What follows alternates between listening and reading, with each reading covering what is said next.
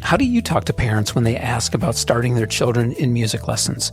Should you set a minimum age? Should kids start on a specific instrument? On this episode of Rock School Proprietor Podcast, Mandy gives her advice from helping hundreds of kids move from her early childhood classes to a more structured setting. And I share the 3 questions that I like to ask parents to help them make decisions about lessons for their children. Welcome to Rock School Proprietor Podcast. My name's John Kazicki. And I'm Mandy York. We were having coffee the other day, Mandy, and we were talking about when students or when kids should start music lessons. Yeah. And we thought, well, hey, let's have a conversation about how to talk with parents when they ask when my child should start music lessons. Mm-hmm. Yep, I get this question a lot too. Yeah, and do you in your studio, being that you're dealing with early childhood, do you get that question more from the perspective of, do you feel like you're giving advice? Like parents are like maybe exiting your program and thinking, well, what should we do next? Do we go right into private lessons? Yeah. What do you think? Yeah, a lot of my families, I feel they come to me asking for advice, like when are they ready? What age? What teacher? Even instrument, what instrument, those kind of things. Right. So they're asking for advice. I think I get it more from when parents have kind of already decided, because we start at like 4 years old in my studio. So I think I get it more from parents having already decided, all right, we're ready to get our kids in, oftentimes they say lessons, right? In music lessons. I don't always necessarily think that private music lessons are right, which I think we'll get into in this conversation. But it did get me thinking. I know that there are a lot of instructors and a lot of studios out there who have very hard and fast rules related to a child's age. Like your child has to be 7 or your child has to be whatever age in order to take lessons with us. Thoughts on that? Yeah, I hear that from different teachers. I don't think really in childhood there's ever a one-size-fits-all, So I'm not a private lesson teacher, so right. I mean, that's my opinion on that. I don't know that that's how I would approach it. But I also, from the other side of things, think like it's a teacher's prerogative to say like, nope, I'm just not going to deal with 5-year-olds, Yeah. That's fair. Yeah. And that could very well be based on how they teach. But it does get me thinking about, like, okay, so let's say you're a parent of a 5-year-old and you do call an instructor or a lesson studio and you say, hey, my child is 5 years old. We're thinking about music lessons.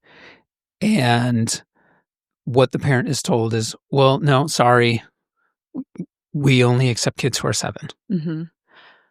What does that parent do then? Like, how do they leave that conversation? Do they say like, oh, okay, I guess we'll wait until 7? Or do they say like, that's not the answer I was hoping to hear. Maybe I should ask someplace else. I don't know. What do you think? Yeah.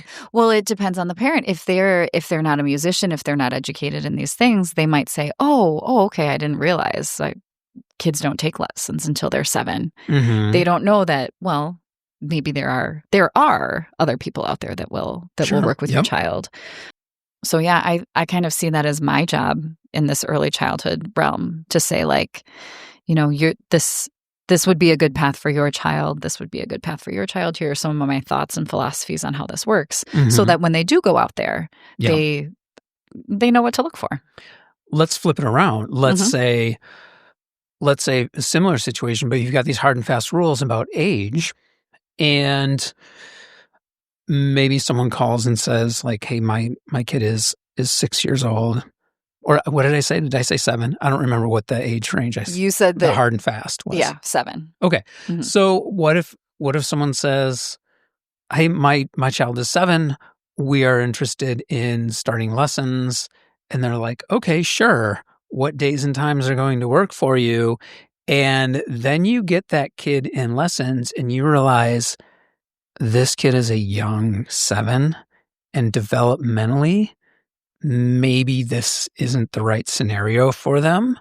So I think that's a possibility too, right? So I don't know if the age thing is always. No, like I said, it's, there's not a one size fits all for kids, in these early years. And what if you have a 6-year-old, 5 or 6-year-old that's been in early childhood music classes all their life? Right. Maybe even a parent is musically inclined and they can keep a steady beat. Or what if you do have that very rare case, which I have, where the kid is 3 years old and they're a phenom? Yeah. Yep. And I remember when that happened to me, when I got the phone call, I was like, in my head, I was like, I don't know about this. This seems crazy. But I invited the family to come to the studio. And sure enough, this kid he understood rhythms. He could, maybe he was a genius. I don't know. I'm not qualified to assess that. But this 3-year-old could handle anything that the instructors threw at him. Yeah. So that's wild. Well, obviously that's the exception. Yeah. Yeah, of course. But that's the point, right? Mm-hmm. And I think I'll just say this is what I appreciate about what you do is that you get curious. This is what instructors should do. Ask the questions and find out. Don't just say, right, we only start at 7, because it's not a one size fits all and you don't know what the background of the child is. Right. And I will add to that story, at the time, I only offered private lessons. I offered private lessons in band. So I didn't even have the 4 to 7-year-old kids rock program that we offer. Wow. So that was an exceptional case. So here's my take on this. And every instructor obviously is going to have a different perspective, and every instructor has their own thoughts, and that's fine.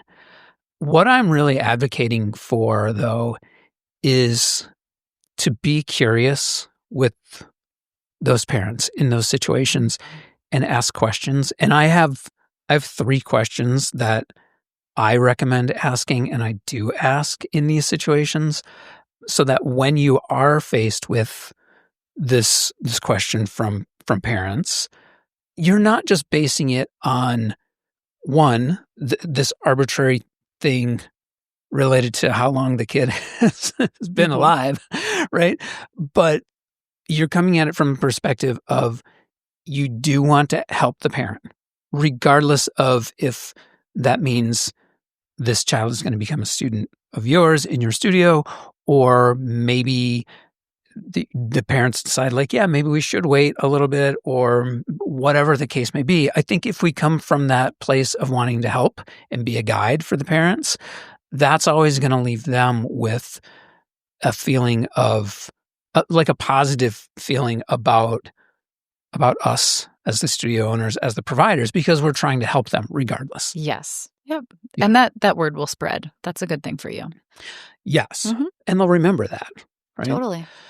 So, well, maybe I'll get into what those 3 questions are that I ask, but I also want to hear, because you get this so much more from people who are already in that place where they trust you and they want to know what you have to say. Sure. So I want to know what you tell them. Okay, you're going to make me go before you tell us your questions. Yes. Okay.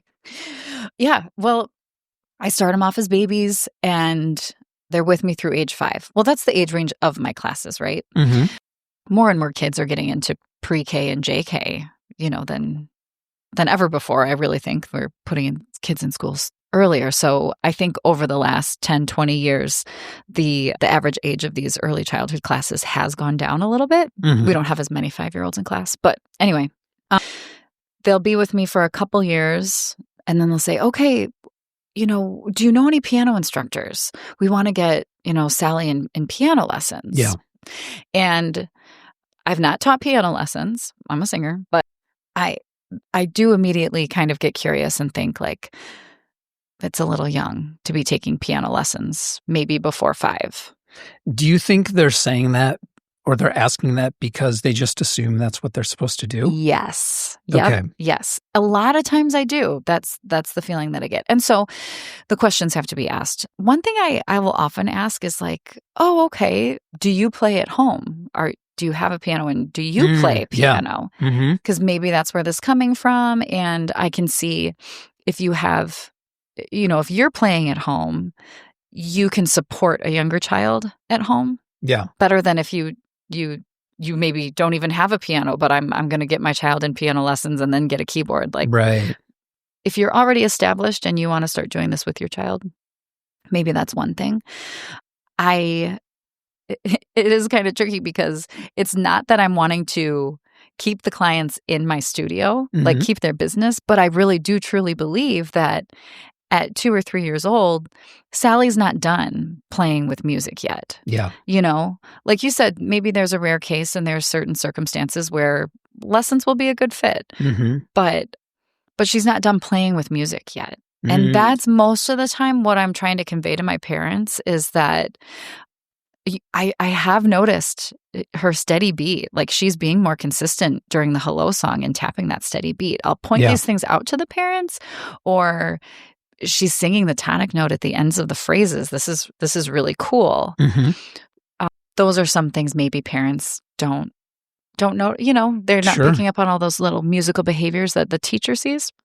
So I point those things out to the parents and say, this is developmentally appropriate through 5. And she is learning so much here just through playing with music and with what you are reinforcing at home, playing with music. Yeah. That when she gets a little bit older, she's going to have these pieces in place and she's going to be really ready for lessons. She's going to be able to keep a steady beat. She's going to be able to sing in tune. And, we were playing with rhythm patterns and all that too. So she's going to understand rhythm, and the math of music, if you want to say. So I try to point those things out to the parents. And sometimes, like maybe, I hate to say uneducated, but a parent that maybe hasn't taken music lessons before, they'll say like, oh, okay. Like, yeah, that makes sense. Right? That's all that you need. You just needed to point those things out to them. Sure. But maybe, older brother plays piano and Sally wants to play too. Or maybe the answer is, yeah, I play and I would like to get her in some lessons and we have a piano at home. Okay. Then you have to find the right fit. Yeah. And this is good for you as a studio owner to know who else is in your area, right? We've talked about making connections with other studio owners and that synergy between teachers and studios. One thing that I like to point out for early learners is that wherever you end up, find the good fit. The teacher is really important. The teacher, like, wouldn't you say, like that personality is really important. Just like kids aren't, there's not a one size fits all. There's not a one size fits all teacher. There's not one teacher that is great for every single person. Find the good fit. And the lessons have to be fun, right? They have to really enjoy the lessons.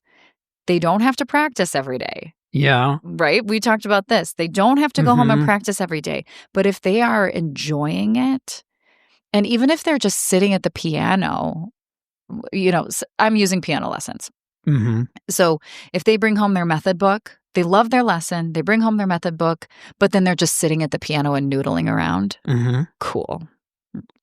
Yeah. She's 5. That's great. She's experimenting and she's learning. So it needs to be fun and they need to be interested. Now, I started my daughter at 5. I believe she was 5. And she was really into it, but then she didn't really want to go to her lessons anymore after a little while. Yeah. I pulled her out. And I do tell my parents this too. Like, I pulled her out. It wasn't fun anymore. The piano was there, the keyboard, whatever, and she still might noodle around a little bit. But I pulled her out because it wasn't as fun. And then she went back. Yeah. Like when she wanted to go back, we went back again.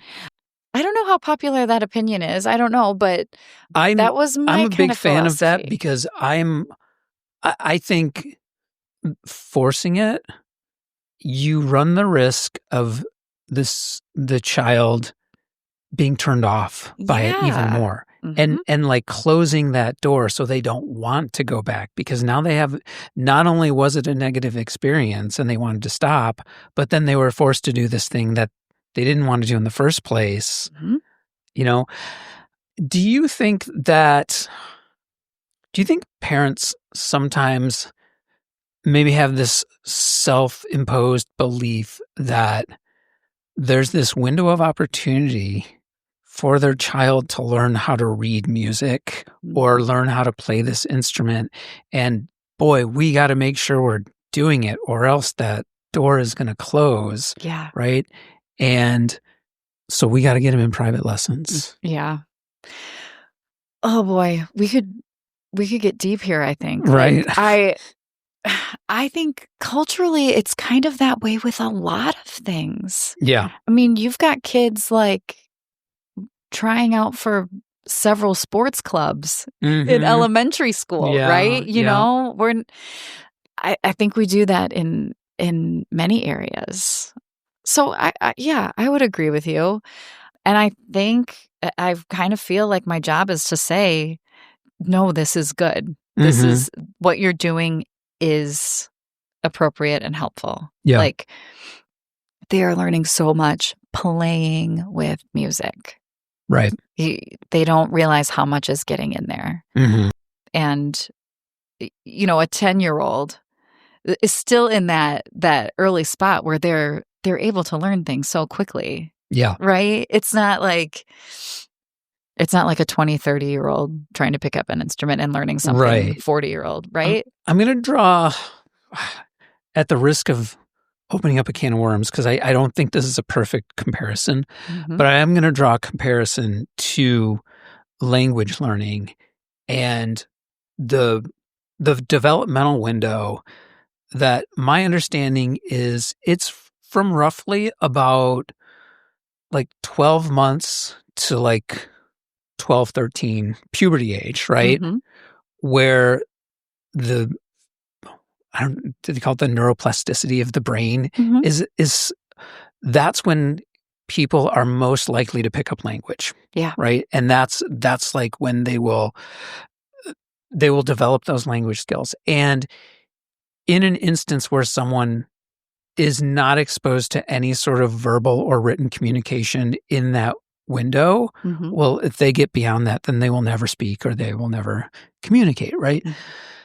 Now, that's really hard to do because it means you have zero exposure to anyone talking to you ever, right? So it's like, I think there's a study about it, like in the 1800s of it, like a child found in the woods in France or something like that. Yeah. Now, to draw that parallel, music being a language, there's that similar window, right? But that also means that for kids to not pick up anything in music, it means they have to not be exposed to music, period. Like they can't hear it.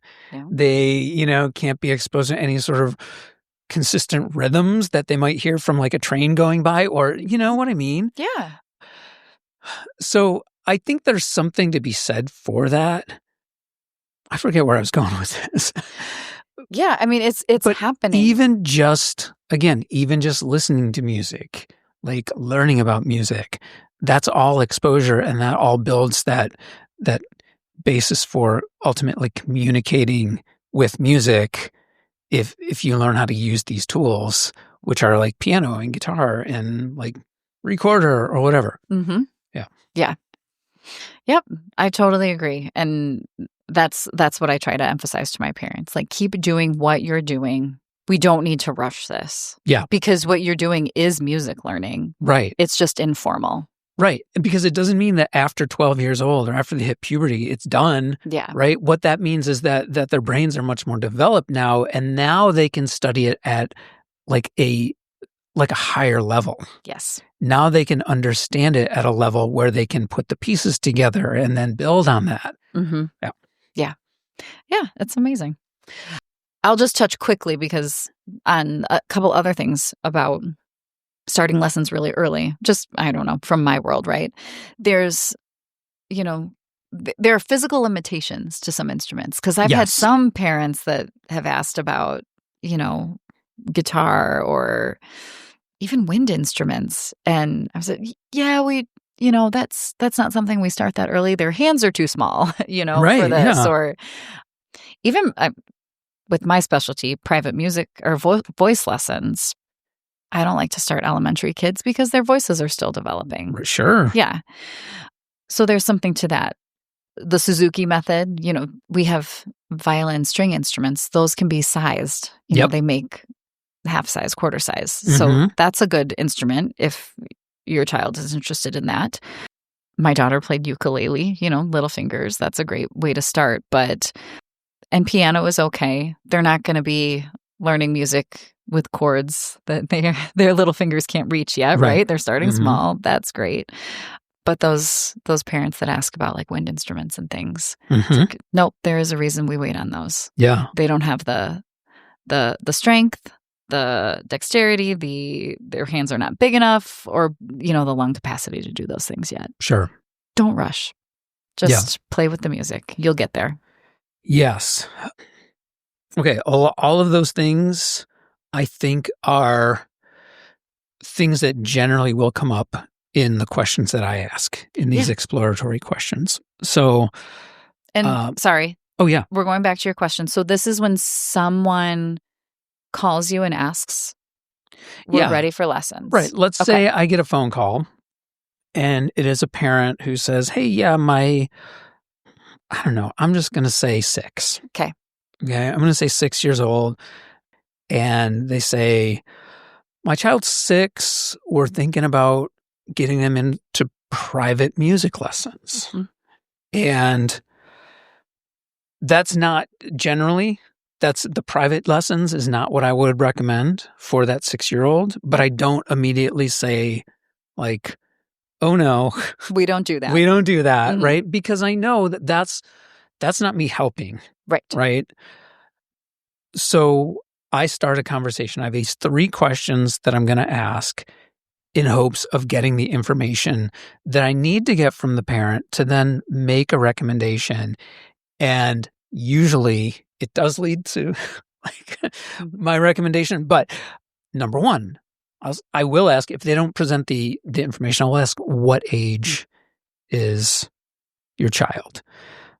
And I generally sort of think about like, at least in my studio, the under 7 category and the 8 and older category.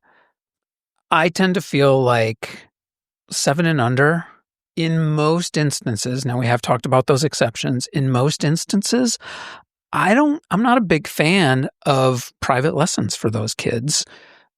Part because I've tried that in the past and it almost always ends where the kid decides they don't like it anymore, right? And so that's kind of the same camp you're in.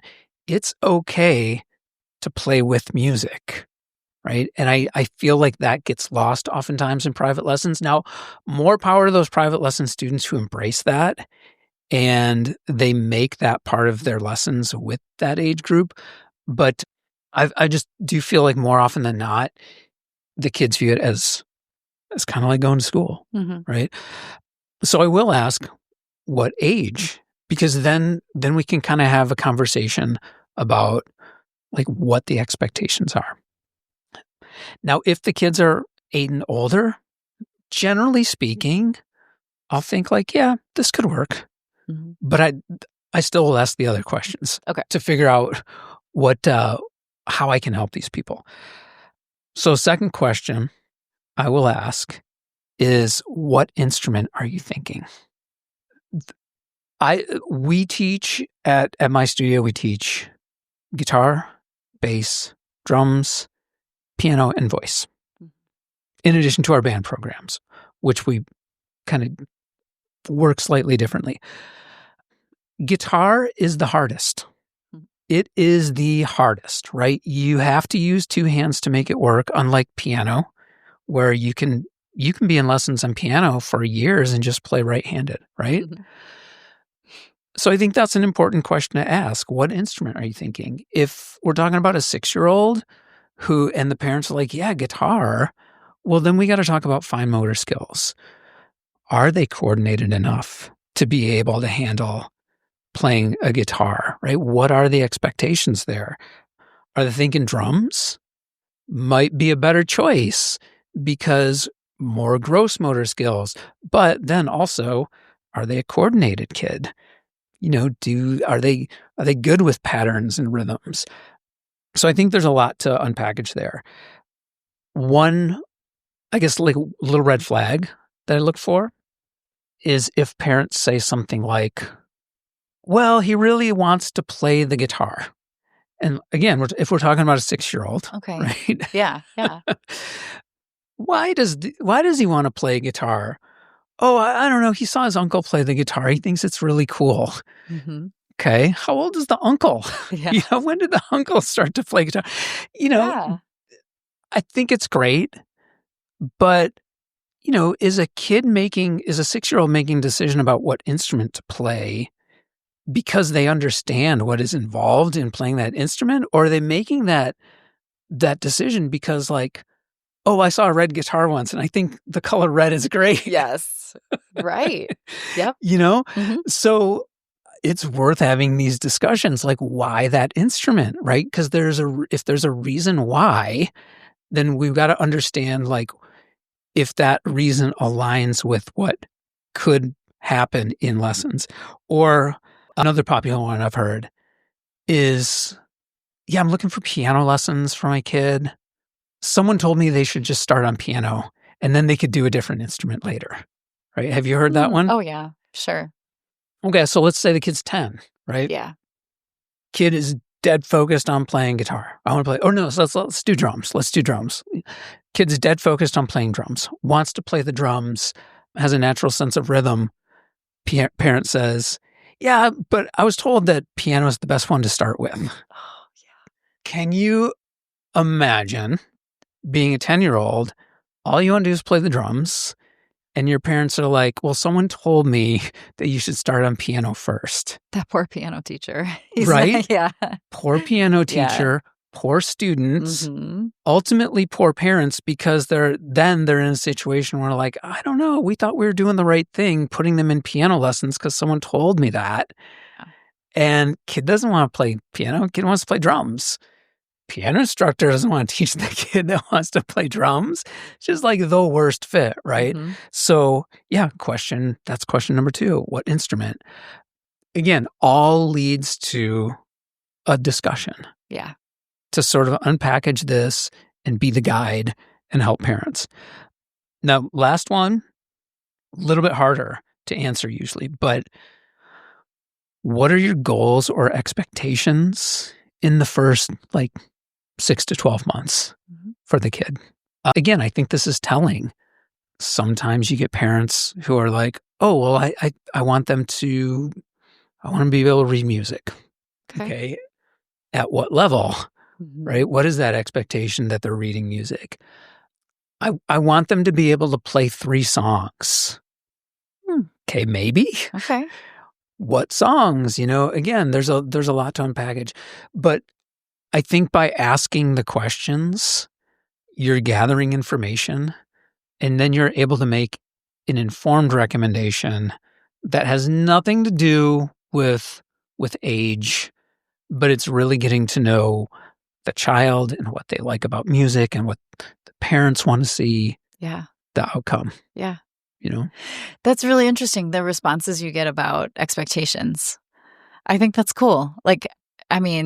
For the parents to have to verbalize that. Mm-hmm. I mean, I'm just processing that for the first time. Like they really say 2 to 3 songs or. Oh yeah, I've heard it. Okay. I've heard.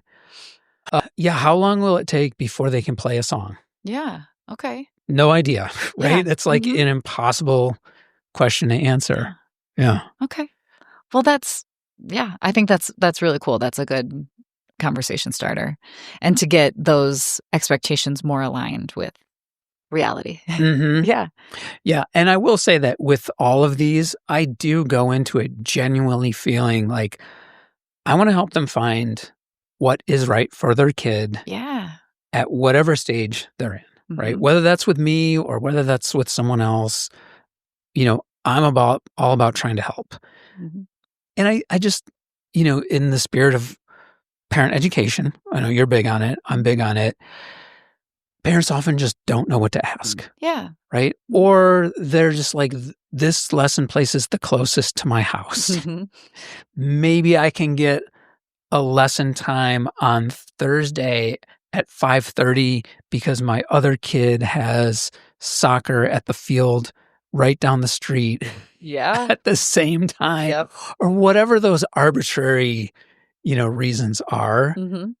And, I get it. That stuff's important. Yeah, I can't blame a parent for that. Yes. No way. Yeah. But not always necessarily like going to lead to success for their kid. So, there you go. Good job. I love that. I love that as a studio owner, you get curious about what your students are looking for. Yep. Well, and props to you for trying to guide them before they get to that, because it's people like you, then like they might call me and they've already had a lot of these conversations. I already thought about it. So it's great. Yeah. Yep. It goes back to that synergy thing because I like to, when kids are older and ready, I like to say, well, John has this program where they get to try all the instruments and they're in a group, it's group music making. It's a little bit like what we do here, but it's not just heading into the private lesson room for 30 minutes every week. Right. All right. Well, that is how we talk to parents about when to start music lessons. Thanks, Mandy. We'll see you next time. Thanks, John.